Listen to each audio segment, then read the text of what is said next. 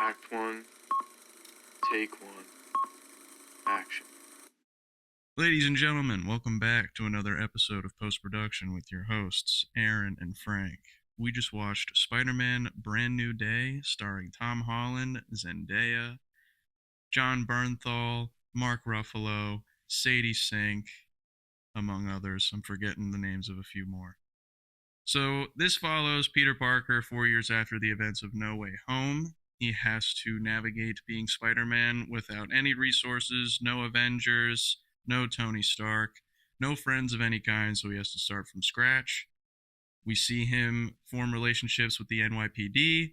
Everyone in New York City loves him. He's taken out a bunch of people throughout the city. The people that he's working with in order to do that are called Damage Control, along with the NYPD. So, eventually, we encounter the main villain of the story, and it's a very confusing type of villain for Spider-Man. He's never dealt with somebody like this before. And while he's dealing with that, his body is going through mutations as a result of now being more like an arachnid than a human, which is causing problems with him being able to fight, and he does not know how to navigate that. He's also trying to get back in touch with MJ and Ned. He is trying to do many things by himself, and throughout the movie, you see that he needs to find more people, and so he does. And yeah, That was good. all right, Um, all right. I love this movie. I concur. Okay. We do not agree, though, on one thing, and everyone was talking about it. Is it the best Spider-Man movie of all time? I don't know yet. I think it is. Like better than the Spider-Verse movies too, or best live-action Spider-Man. I think it's the best one. Okay. I All really right. do think it's the best one. I think it was the best performance from Tom Holland. I think it was the best depiction of Spider-Man that I've seen. I think we had the discussion too that a lot of people were comparing it to the video game and how well they showed him in the video game. Yeah. It was very similar to that. Like he has his own setup in this really like small nothing to it apartment that has this insane amount of technology that he's using. He's a recluse. He's only fighting crime. We see a bunch of villains. We see him fighting more than just, one person. We have the addition of the Punisher. Hulk is in it. Like it felt like a superhero movie, like a complete superhero movie. A lot of the other Spider-Man movies are kind of like origin stories. Mhm. Like there's just more and more evolution in the previous ones. This felt like this guy has been through it all and he is ready for the fucking challenge. Like we haven't seen someone like that yet, I feel like. Yeah. This man's been to space, he's fought with the Avengers, he's Mhm. fought so many people, and now he's just got to take people out and help the NYPD. He's overqualified. He's so much better than everyone else. He took out the Hand entirely by himself. Like you jokingly said, he could probably take out all the big potato things that the new Avengers Yeah. are doing. Like we have not seen a Spider-Man like this who is just almost like a fully evolved version of himself to the point where now he's mutating into something completely different. Yeah. Okay. So this movie, I feel like this movie is kind of like an origin story. Like I feel like with the Tom Holland Spider-Man movies, like the first three felt like an origin story over the stretch of three films, and like this also feels like an origin to me because he's becoming more like Spider-Man. Like you see his senses are evolving. He's stronger. He gets the organic webbing and like he's making his own suit. We saw that in the last movie, but it still feels like he's figuring himself out.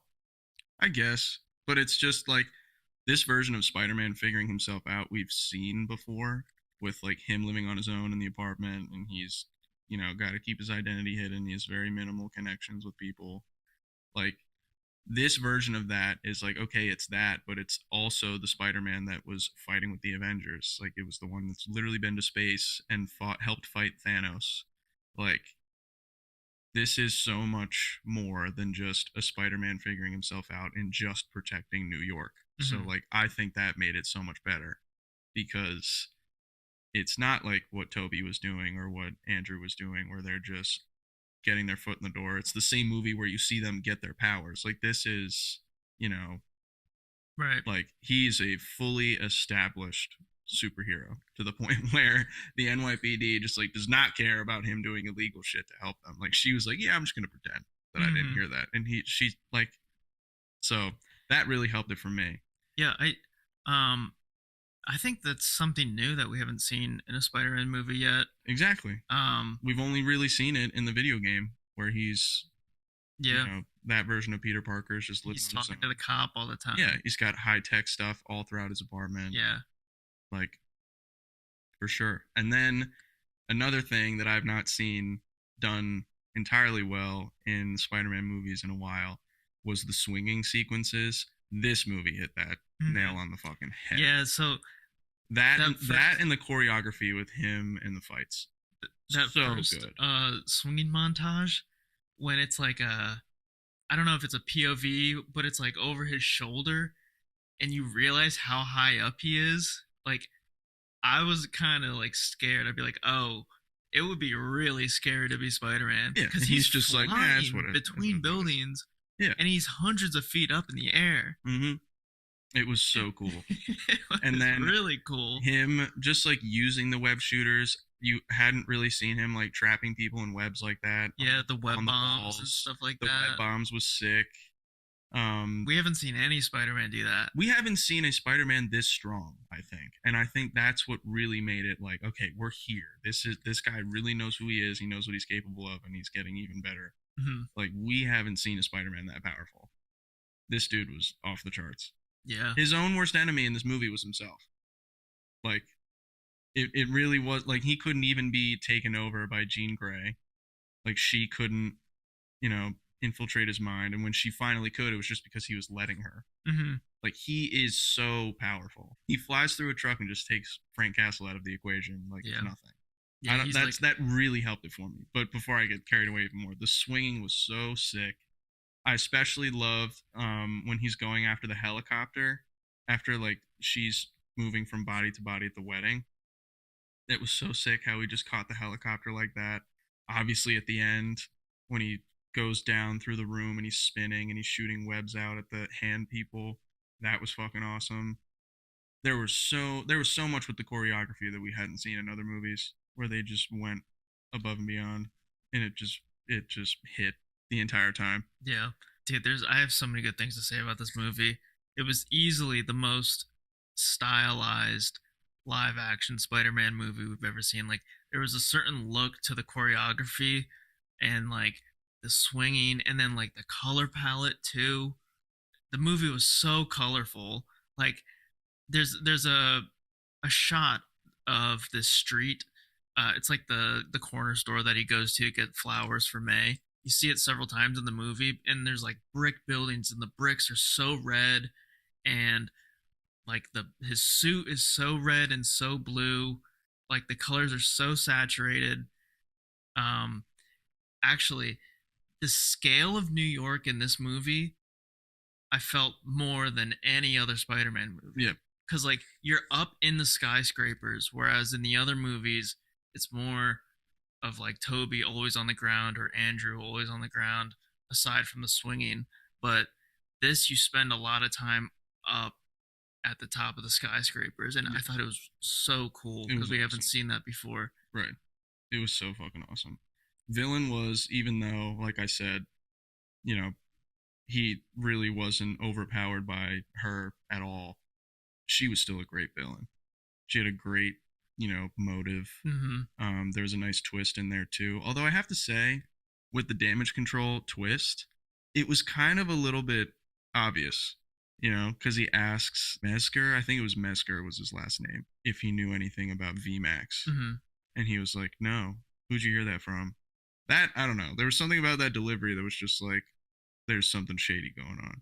Well, and then the big ass vault, it's like, what is in there? It's like, there's some weird shit. And then also with the development of the technology, which she makes a point about saying at the end of the movie, but like that was a little shady.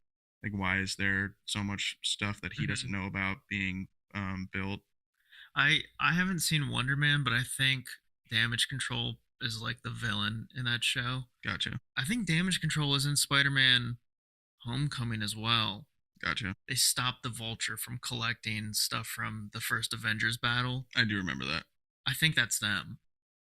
So like, yeah, they are a shady corporation or whatever.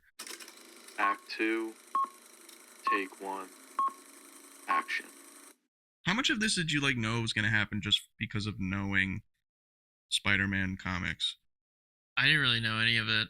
Okay. So there wasn't like details in there where you're like, okay, I already know where I this is knew going. I knew that it was gonna be Jean Grey. I think it was the worst kept secret. Yeah. I just mean, I thought it didn't even was- know who she was. I just remember people saying, Yeah, she's an X-Men. okay. She's like one of the most powerful X-Men. But yeah, other than that, I didn't really. I mean, I could piece it together in the trailers. I feel like they kind of showed the whole movie in the trailers, but they left enough out for me to still be surprised. Yeah. She was really good and her acting was great. I was really happy that Punisher got as much screen time as he did. He was Yeah. fucking hilarious. He was really good. It was really cool seeing him fight the Hulk. Just Yeah. like he had no fucking chance, but he didn't back down. That was so fucking hilarious. And granted, that wasn't when Hulk reached his actual Hulk form, Mm-hmm. which I loved that. It was Haven't awesome. seen him like that in forever, and he was fucking massive. But then what also kind of annoyed me, and you asked me about a miss, I think the addition of Hulk It didn't serve it, anything. it any didn't purpose. it did not hit the way I thought it was going to hit. Because one, don't really know how she got to Banner. Well, I would have okay. liked a bit of a scene because she showed the inhibitor that he wore, Mhm. but I'm like, okay, where did you come from? How did you fucking like think to go to him? Okay, I will tell you because it is in the movie. But I also didn't like how Peter gets to Hulk and it's like, I'm your friend. Mm-hmm. Everybody was predicting that Hulk was going to know who Peter was, or at Mhm. least know who Spider-Man was. Yep. And they kind of had that, but didn't go the lengths that I thought that they were going to. Yeah. It was weird how he just let himself fall. And then to end it, he just goes to a psych ward and you don't see him for the rest of the movie. So they did kind of miss with that. He could have been much better, used much better. Would have liked to see them work together. But then again, if Hulk was going up against Jean Grey, she'd fucking die. So be kind of an overpowered duo. But still, like, he was in it. It was cool. But then it was like, okay, there's a lot of questions I have. But that was probably the only miss I can really think of. Because everything about this was so entertaining. I loved the city's reception of what he was doing. Because in a lot of other ones, it's like, okay, he's seen sometimes as a potential villain. And like, we don't have Jonah in this one. Yeah. He's in No Way Home. He wasn't really in this. So like, everybody in New York loved him. Yeah. And there wasn't really any discourse about not liking him. You have that in Amazing Spider-Man with Captain Stacy not really supporting what he's doing, and then of course Jonah in all three of Tobey's movies. But this, I really liked how it was just like everybody loves him. This guy is literally just going out of his way to help everybody. Yeah, he gets the key to the city. The cops like him. The hospital scene. They're like waiting. They're camping outside the hospital. That was really cool. Very heartwarming. But I was another theory that people had was that Ned was going to be some sort of villain, but it was really cool that he's just like trying to find him just to thank him because he got saved so much. It's like, damn, dude, they're really like they're really killing me here that they don't know him. Yeah, Ned was barely in the movie. That is true. But when he was in the movie, I honestly liked him in this movie more than the other Tom Holland movies. Yeah. Because like, I don't know, the first three feel like he's in high school and you have your close knit friend group.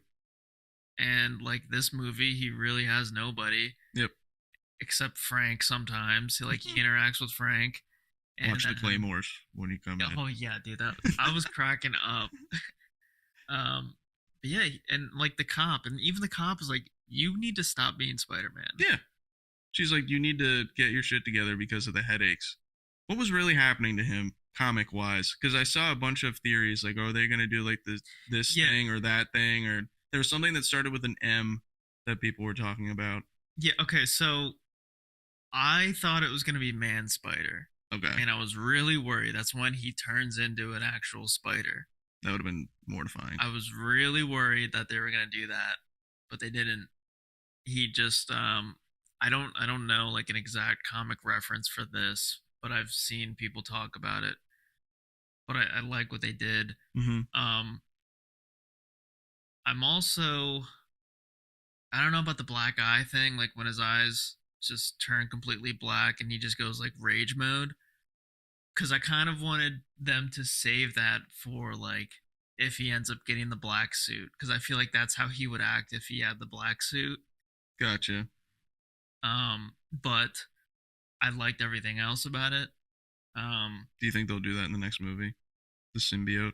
I think they have to, That would have been a cool end credit scene. because this is that like grounded, friendly neighborhood Spider-Man movie that everybody has been asking for. The stakes are not world ending or like universe ending.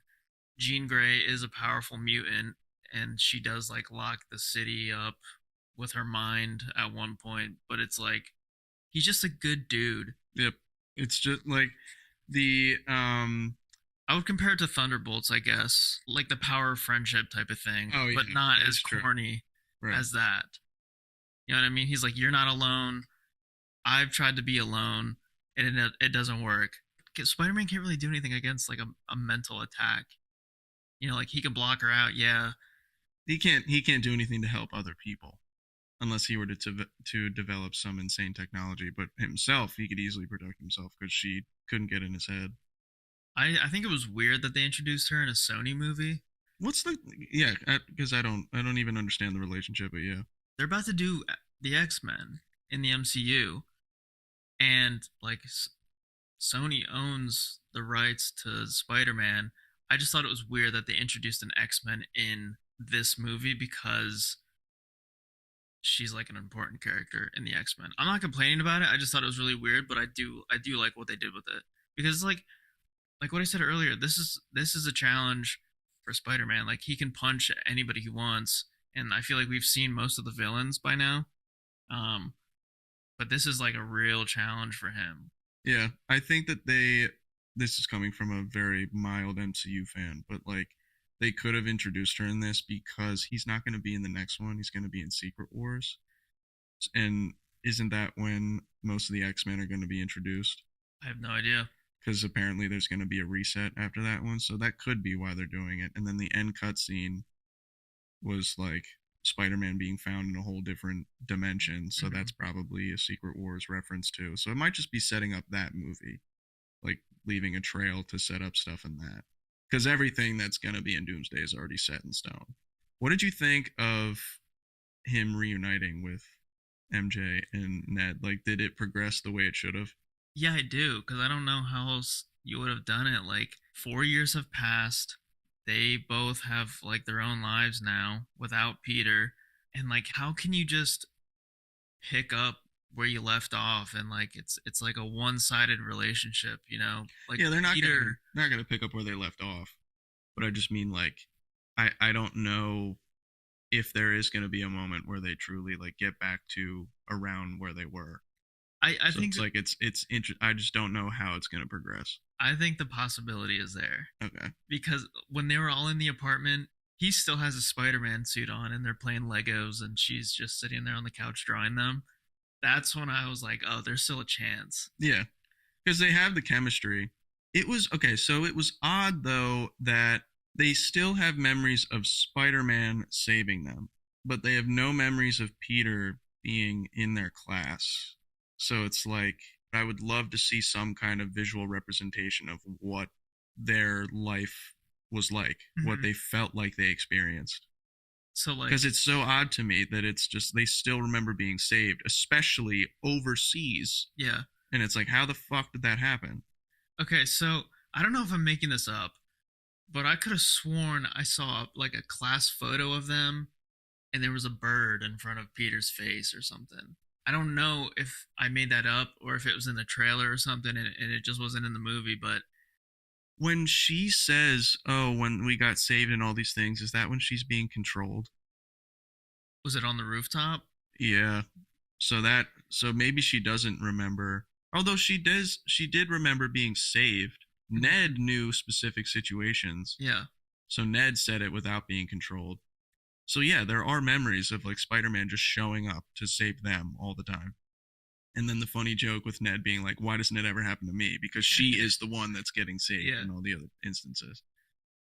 So that is odd to me. I wonder if there's going to be some sort of explanation of that, but I don't know. I liked the addition of Yelena. I liked her being called Black Widow now. Yeah. We're transitioning over. I kind of would have liked it if there were a little bit more interactions with the new Avengers, because like it's in New York. The Avengers Tower is right down the street from where all this carnage is happening that only Spider-Man is dealing with. So it's like I would have liked it if they were in it a little bit, but obviously, you know, you can't just write people in. You got to pay them millions of dollars for them to show up. I wasn't expecting her to be in it. Like I knew she was in it, but I totally forgot that she was in it. Yeah, I remember hearing just like a rumor that she was going to be in it, but I didn't know why. The visual effects, I think, in this were the best I've seen in a superhero movie since Endgame. It might have been better than Endgame and Infinity War. I don't know what they were doing behind the scenes, but they cooked this time. Like I really liked the CGI on this. It was unrecognizable. Yeah, The fights were great.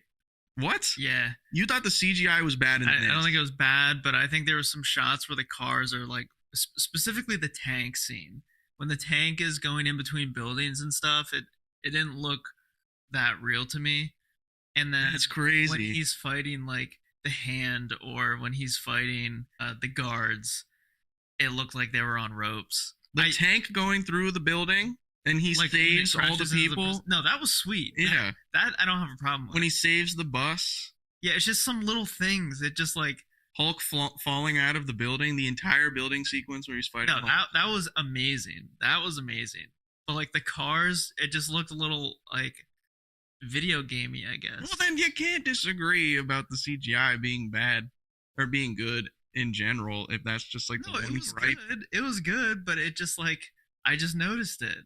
Yeah, I mean, they just executed so well in the moments where it was like they needed to. Yeah, 100%. Well. Like the emotional beats, I think were some of the best we've ever seen in a Spider-Man movie. Yeah. I think it was better than Spider-Man 2 in that aspect.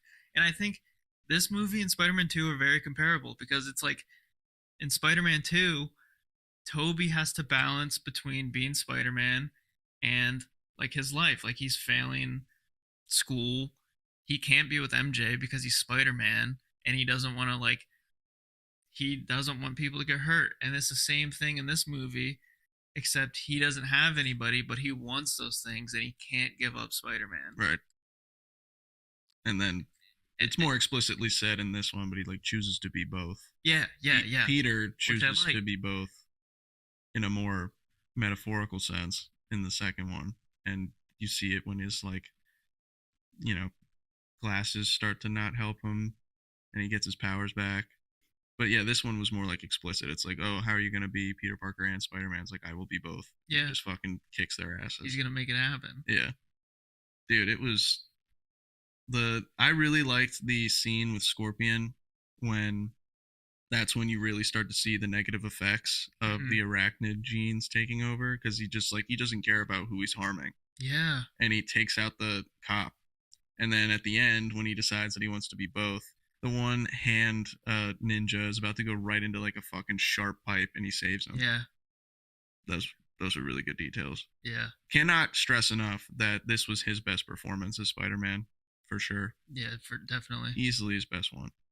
That rooftop scene when Jean Grey is in MJ's head, I thought that was great because that was genuinely evil. I knew it was happening because I knew it was too good to be true. Yeah.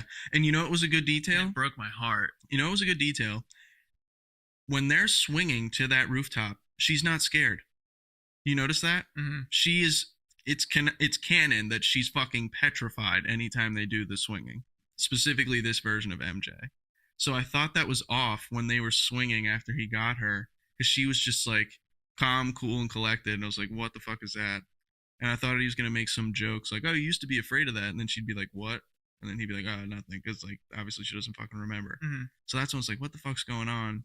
And then when she starts putting two and two together, and then lifts the mask up, I was like, this is too cheesy. Because it's literally a copy of the first Spider-Man. Yeah. And then it's like, you really thought True Love's Kiss would be a thing. I was like, okay, thank God. I was like, thank goodness that they weren't actually going to do that. Okay, And then he's choking her. He almost drops her off the edge. That was also another crazy moment where you saw like the arachnid genes just like taking control. He was really about to drop her over the fucking edge. Oh my God. Act 3, take 1, action. When you're introduced to Jean Grey, you don't see her for like 30 minutes. I feel like it's longer than that. I feel like you don't see her until like halfway through the movie. Because they open the tank and it's the old lady. Yeah. And we're like, what the fuck? And she just starts going from one person's consciousness to another. You also can't really tell that Jean Grey knows that Spider-Man can like see her going from one person to another. Because like everybody else can't. And you don't know that until the rooftop when the helicopter's flying away. Mm-hmm. But that was a cool scene. Like I, being somebody who really doesn't know that much about this shit, I was like, what the fuck is this? Because everything's just a montage up until that point, and then it just hits the ground running. So that was a good introduction to her. The Banner being a teacher was so fucking corny. It's like, all right, I'll answer your questions about the Avengers. And he's like lying to them too. You can tell about all the details because like if he had to use magic to like save food for people, it's like that is such a grossly oversimplified explanation of what he was doing. And then there's a kid in a college physics class showing up with green paint. Yeah, I saw that. Hulk smash! Like that's so fucking stupid. That was wild. Dude, so I've had this thing about the Hulk. Why do they continue to let Bruce Banner out into the public? It makes no sense to me. Well, it doesn't matter if he's got an inhibitor on. It does though, because it was working. The only way it was able to be taken off was through a friggin' telepath. Is there not always gonna be something like that though? I guess. But I mean, think about it. Think about what he did to help the entire universe.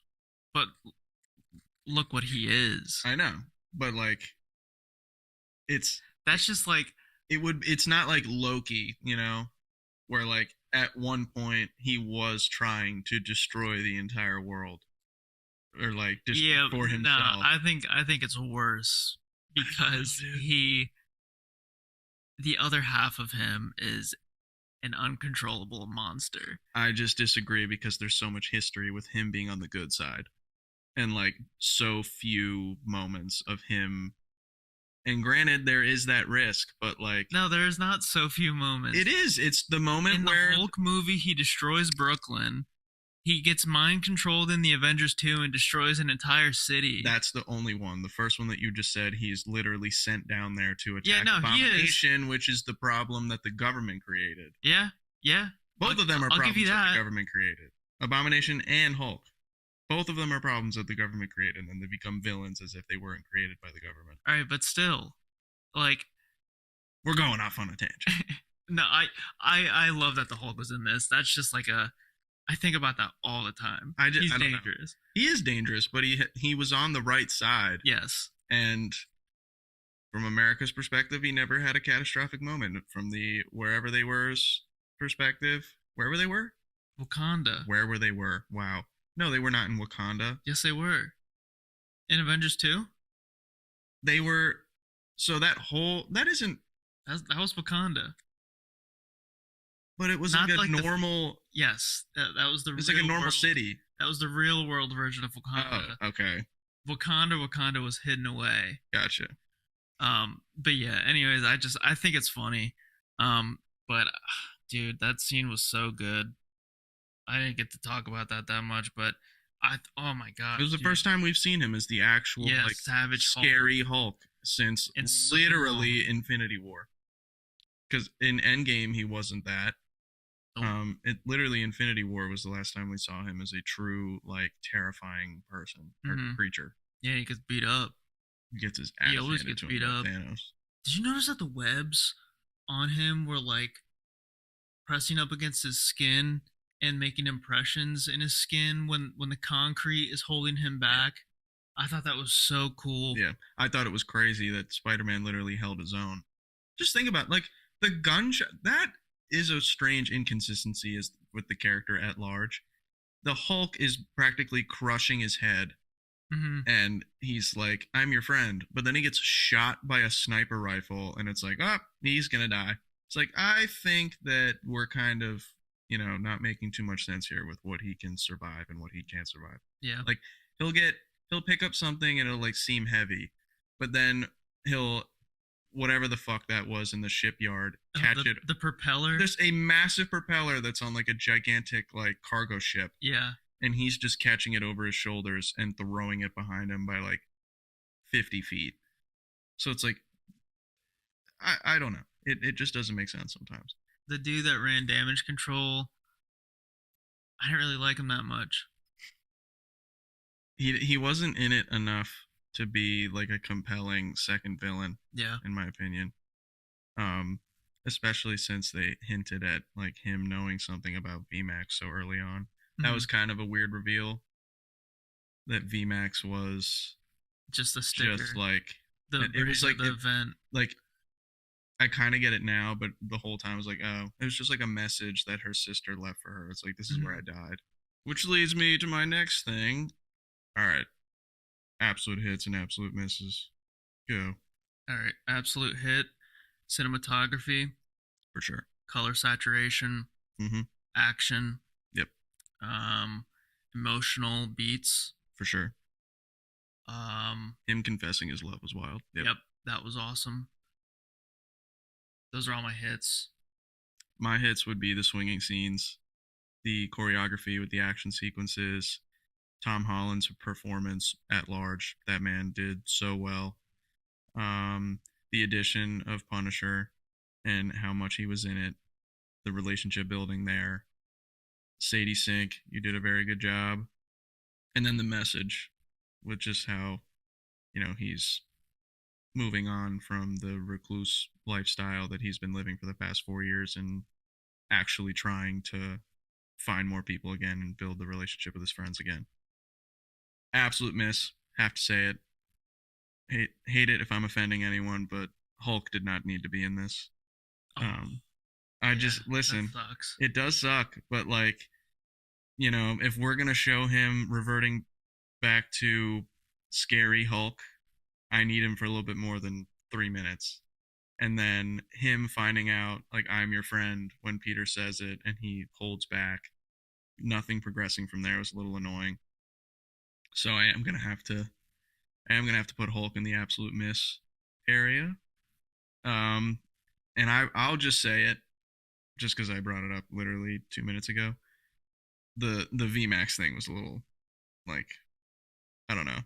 I wasn't really expecting it to be like, oh, that's what the vent said in the room that I died.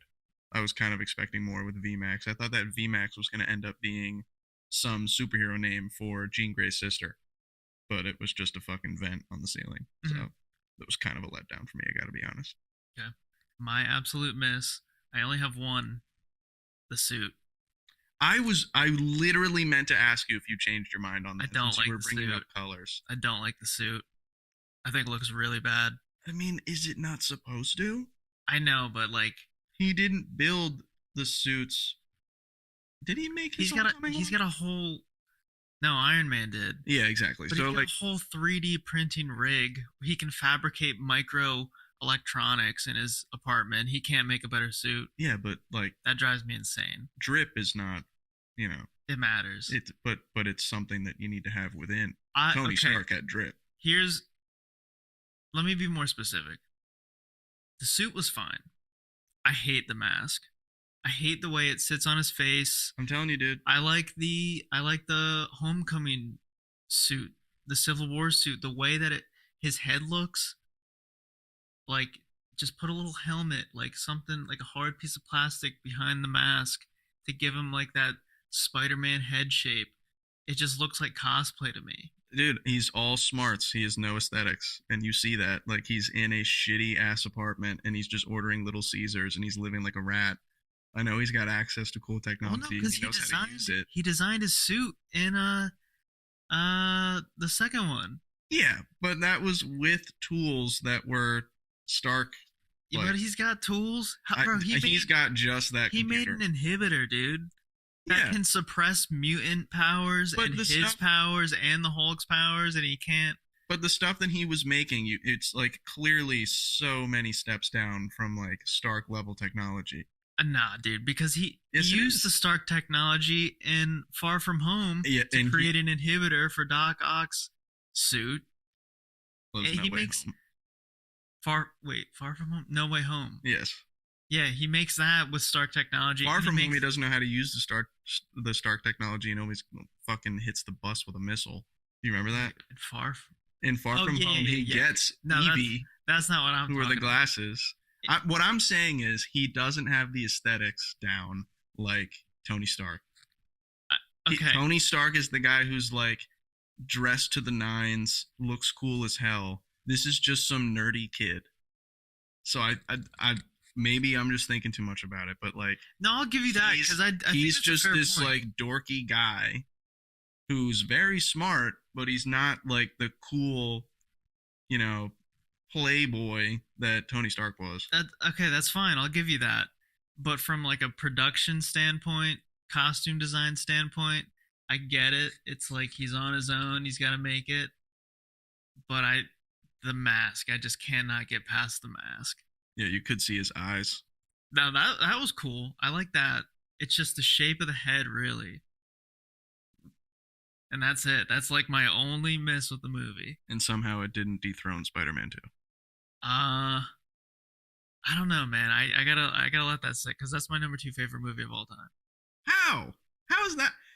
What? It's so good. It's Blade Runner and then Spider-Man 2. I thought it And was. then Odyssey. I changed my mind. I thought any Batman movie would be up there. No. That's interesting. All right, let's do a rating.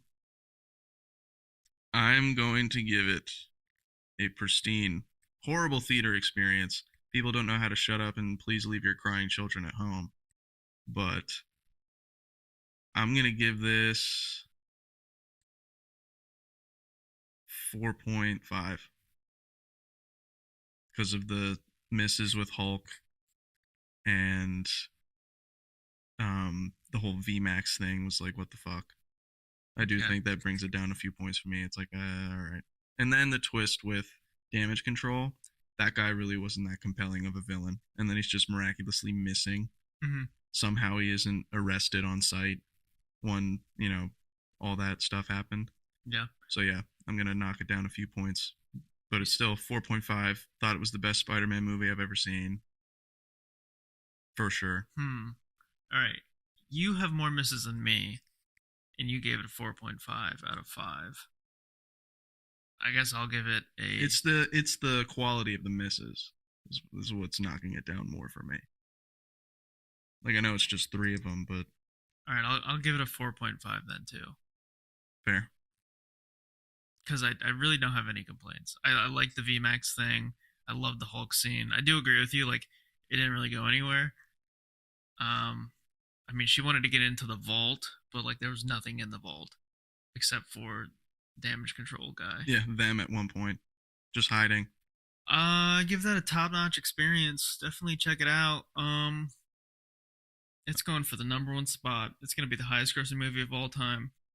No, it's not. It's gonna make $2 billion though, for sure. I think it could be highest grossing just up until Doomsday comes out. I think this is gonna make more money than Doomsday. That's wild.